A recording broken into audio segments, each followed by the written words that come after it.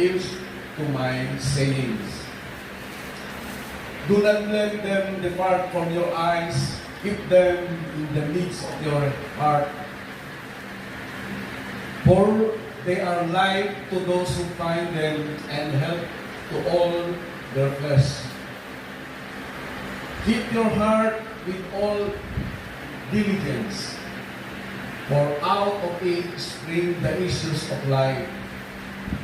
In verse 24, put away from you indeceitful mouth and put perverse lips or far from you. Si Solomon po ang sumulat upang paalahanan ang lahi niya na ayon sa kanyang karanasan at ayon sa kanyang naramdaman sa pagsama ng Diyos kung paano siya pinangulat hanggang sa kanyang ama, hanggang sa kanyang kanunuluan at hanggang sa inihula mula kay Abraham ang lahi na lalabas hanggang sa pamagitan ni Kristo sa lahi ni David ay lilitaw ang King of Kings and Lord of Lords at yun ay ating nalalaman ngayon sa panahon nila isa itong alamat o isa itong hula na darating pa pero sa atin ay napabasa natin ang totoong istorya sapagkat mula kay Kristo pinatunayan ang gatutugi ng hula at pagkakasulat at tayo ngayon ang nakakabasa.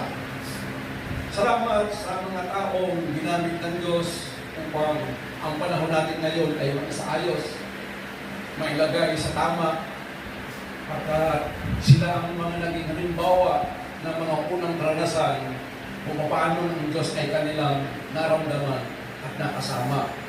At maging sa ating panahon din ngayon, naramdaman din natin ang pagsama ng Diyos habang tayo sumusunod sa kanyang salita at habang ang kanyang kalooban mula kay Kristo ay dumadaloy sa ating mga puso. Amen. Amen.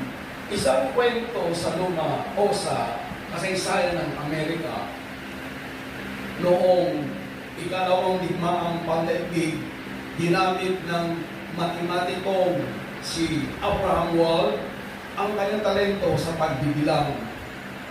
Tinulungan niya ang mga Amerikano sa paglutas kung paanong poproteksyonan mula sa pagkasunog ang kanilang mga eroplano.